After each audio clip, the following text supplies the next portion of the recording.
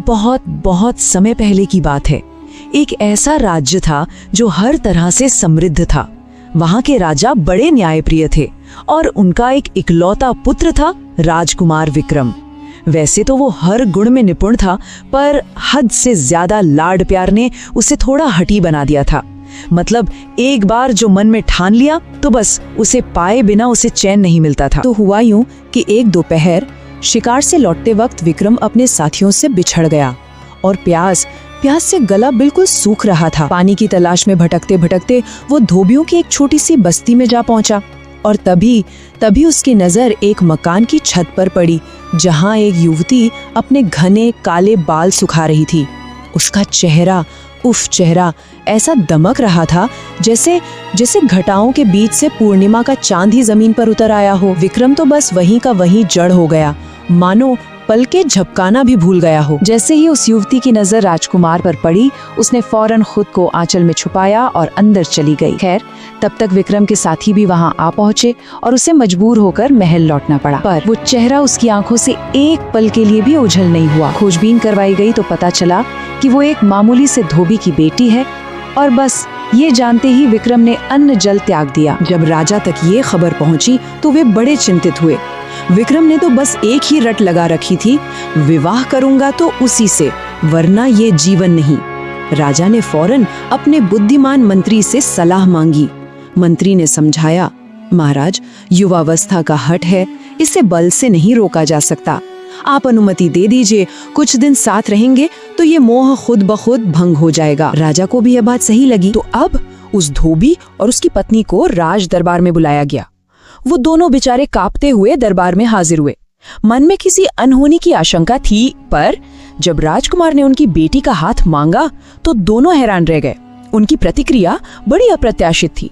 उन्होंने बड़ी विनम्रता से कहा, राजकुमार, ये तो हमारा सौभाग्य है, पर कोई भी फैसला लेने से पहले हमें अपनी बेटी से पूछना होगा। ये जवाब सुनकर विक्रम के अभिमान को जरा ठेस तो लगी, पर उसने खुद पर काबू रखा और बड़े शांत लेकिन दृढ़ स्वर में कहा, एक बात याद रहे, इनकार सुनने की आदत मुझे नहीं है। डरे सहमे माँ बाप घर लौटे और अपनी बेटी को सारी बात बताई, पर वो लड़की वो बिल्कुल शांत बनी रही। बोली, मैं तैयार हूँ, पर राजकुमार को खुद यहाँ आकर मेरी 4 शर्तें सुननी होंगी। अगले ही दिन राजकुमार विक्रम खुद उस धोबी के साधारण से घर पहुँचा। अंदर एक पर्दे के पीछे से आवाज आई, मेरी पहली शर्त, मैं दिन में महल आऊंगी पर रात वहां नहीं बिताऊंगी। विक्रम ने कहा, स्वीकार है। फिर आवाज आई, दूसरी शर्त, आप ना मुझसे बात करेंगे ना मुझे छूने की कोशिश करेंगे। विक्रम ने फिर कहा, स्वीकार है। तीसरी शर्त, महल का अन्न और जल मेरे होठों को नहीं छुएगा। स्वीकार है। और चौथी आखिरी शर्त, अगर आपने मुझे उंगली से भी छू लिया तो हमारा ये रिश्ता हमेशा के लिए खत्म हो जाएगा। प्रेम में अंधे विक्रम ने एक पल भी नहीं सोचा और कहा, मुझे आपकी सभी शर्तें स्वीकार हैं। विवाह बड़ी सादगी से हुआ। दुल्हन ने लंबा घूंघट डाल रखा था। शाम होते ही वो उठी और चुपचाप चली गई। अगले दिन सुबह वो उन्हीं कपड़ों में वापस लौटी और उसी जगह पर आकर बैठ गई। न कुछ खाया, न पिया, न एक शब्द भी बोली। और यही सिलसिला चलता रहा। 1 दिन, 2 दिन, देखते ही देखते पूरे 6 महीने गुजर गए। सोचिए, जिस एक चेहरे ने विक्रम की नींदें छीन ली थी, उसकी एक झलक पाने के लिए अब वो तरस गया था। आखिरकार विक्रम के सब्र का बांध टूट गया। उसने धोबी को बुलवाया। तुम अपनी बेटी को समझाते क्यों नहीं? धोबी ने हाथ जोड़ लिए, बोला, राजकुमार, हमें क्षमा करें, पर वो हमारी बेटी है ही नहीं। विक्रम चौंक गया, क्या मतलब है तुम्हारा? तब धोबी ने वो राज खोला। 1 साल पहले वो हमारे दरवाजे पर आई थी। उसने कहा था, इस दुनिया में मेरा कोई नहीं है, मुझे बस शरण दे दो। और उसने हमसे वचन लिया था कि हम ये राज कभी किसी को नहीं बताएंगे। ये सब सुनकर विक्रम का मन जैसे दुनिया से उछट गया। एक रात वो चुपचाप महल छोड़कर निकल पड़ा। महीनों तक वो यूं ही भटकता रहा और भटकते भटकते हिमालय की बर्फीली चोटियों तक जा पहुंचा। वहां एक गुफा के अंदर उसे एक दिव्य प्रकाश दिखाई दिया। अंदर एक वृद्ध सन्यासी समाधि में लीन थे। विक्रम बड़ी श्रद्धा से उनके पास बैठ गया। विक्रम बिना किसी स्वार्थ के उस सन्यासी की सेवा करने लगा। गुफा की सफाई करता, झरने से पानी लाता और कंदमूल खाकर अपना दिन गुजारता। ठीक 1 महीने बाद उस सन्यासी ने अपनी आंखें खोली। वो मुस्कुराए और बोले, पुत्र, मैं तुम्हारी पीड़ा जानता हूँ, तुम्हारी सेवा व्यर्थ नहीं जाएगी। उन्होंने एक चुटकी विभूति उठाई और विक्रम को दी। कहा, इसे माथे पर लगाते ही तुम अदृश्य हो जाओगे। जाओ, सत्य तुम्हारे सामने खुद ब खुद आ जाएगा। कई दिनों की लंबी यात्रा के बाद विक्रम वापस महल लौटा। उसने अपनी सबसे भरोसेमंद दासी को बुलाया और एक आदेश दिया, आज शाम जब वो जाने लगे तो मुझे जगाना मत भूलना।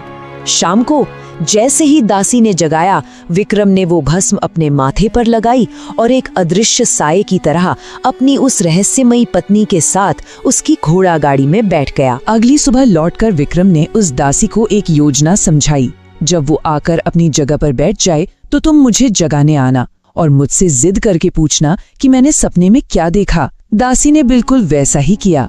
उसने विक्रम को जगाया, जो झुंझुलाते हुए बोला, अरे क्यों जगा दिया, एक बहुत ही अद्भुत सपना टूट गया। दासी ने जिद की, बताइए तो सही, ऐसा क्या देख लिया आपने? विक्रम ने जोर जोर से कहना शुरू किया ताकि पर्दे के पीछे बैठी उसकी पत्नी भी सुन सके। मैंने देखा कि रात को जब वो यहाँ से गई तो सीधे धोबी के घर की छत पर पहुंची और वहाँ तो एक अद्भुत कमरा था। फिर आसमान से खाने की थाली उतरी। उन्होंने एक निवाला लिया तो 4 मैंने खा लिए। फिर देवलोक से कपड़े और गहने आए और फिर आसमान से एक उड़ता हुआ सिंहासन उतरा। वो उस पर बैठ गई और मैंने उसका एक पाया पकड़ लिया। वो सिंहासन बादलों को चीरता हुआ सीधा परिलोक में जा पहुंचा।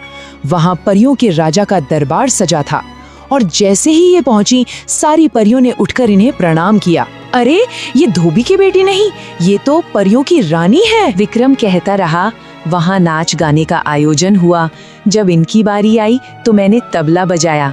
इनके नाच से परियों के राजा इतने खुश हुए कि उन्होंने अपना रेशमी रुमाल इनाम में दिया, जिसे मैंने अपनी जेब में रख लिया। दासी बोली, कैसा था वो रुमाल? विक्रम ने कहा, अरे भाई, सपने की चीज तुम्हें कैसे दिखाऊं? बस इतना सुनते ही दासी ने झट से राजकुमार की जेब में हाथ डाला और वही रेशमी रुमाल निकालकर सबको दिखाया। कहीं यही तो नहीं है वो? विक्रम ने हैरान होने का नाटक किया। हाँ, बिल्कुल यही, पर ये मेरी जेब में कैसे आया? पर्दे के पीछे बैठी उस युवती का घूंघट अब थोड़ा सा सरक चुका था। दासी ने फिर पूछा, फिर आगे क्या हुआ? फिर से नृत्य हुआ। इस बार मैंने ढोलक बजाई। राजा ने अपनी जड़ाऊ अंगूठी इनाम में दी, वो भी मैंने जेब में डाल ली। दासी ने फिर से जेब में हाथ डाला और इस बार वो अंगूठी भी निकाल ली। शायद ये बस इतना होते ही उस युवती का घूंघट पूरी तरह से गिर गया। वो अपनी जगह से उठी और सीधे विक्रम के सामने आकर खड़ी हो गई। उसकी आंखों में न कोई डर था न कोई गुस्सा। उसने बड़ी शांत आवाज में कहा, राजकुमार, अब कुछ भी छुपाना बेकार है। जब आप सच जान ही चुके हैं तो फिर मेरी कहानी भी सुन लीजिए। मैं परीलोक की सबसे अच्छी नर्तकी थी और इसी बात का मुझे अभिमान हो गया था। एक दिन मैंने राजा के आदेश को मानने से इनकार कर दिया। क्रोध में आकर उन्होंने मुझे दंड दिया। 1 साल तक मनुष्य बनकर धरती पर रहना होगा। अपनी पहचान सबसे गुप्त रखनी होगी और अगर इस बीच किसी पुरुष ने मुझे छू लिया या मेरा ये राज खुल गया तो परीलोक के दरवाजे मेरे लिए हमेशा हमेशा के लिए बंद हो जाएंगे। उसकी आवाज में गहरी पीड़ा थी। वो बोली, मैंने बहुत विनती की, तब राजा ने बस इतनी दया की कि हर रात मुझे वापस परलोक आने की आज्ञा दी। राजकुमार, कल मेरे दंड का आखिरी दिन था। 1 साल पूरा हो रहा था और मैं हमेशा के लिए लौट जाती, पर शायद नियति को कुछ और ही मंजूर था। विक्रम ने आगे बढ़कर उसकी आंखों में देखा और बड़ी कोमलता से कहा, तुम मेरी दासी या कोई परी नहीं, तुम मेरे हृदय की रानी हो। वो उसे लेकर राजा रानी के पास गया और उन्हें सारी कथा सुनाई। पूरे महल में जैसे उत्सव का माहौल छा गया। उनका बड़ी धूमधाम से विवाह हुआ और फिर वे सब प्रेम और आनंद के साथ रहने लगे, क्योंकि सत्य यही है, जहाँ सच्चा प्रेम हो और अटूट धैर्य हो, वहाँ परियां भी धरती पर उतर आती हैं। कहानियां महज शब्द नहीं होती, वे हमारी जिंदगी का आईना होती हैं। वो हमें उस सच से मिलाती हैं जिसे हम शायद कहीं भूल चुके हैं। स्टोरियन साथी पर हमारी बस यही कोशिश है कि कहानियों के जरिए आत्मा के उस संवाद को जीवित रखा जाए। अगर इस कहानी ने आपके दिल को कहीं छुआ हो, अगर इसने आपको कुछ नया महसूस करने या कुछ नया सोचने पर मजबूर किया हो, तो इस सफर में हमारे साथ चलिए, हमारे इस कथा परिवार का हिस्सा बनिए, ताकि हर नई कहानी की यात्रा हम और आप साथ मिलकर तय कर सकें। हम फिर मिलेंगे एक नई कहानी के साथ, एक ऐसी कहानी जो शायद कहीं ना कहीं आप ही की कहानी हो। तब तक के लिए विदा।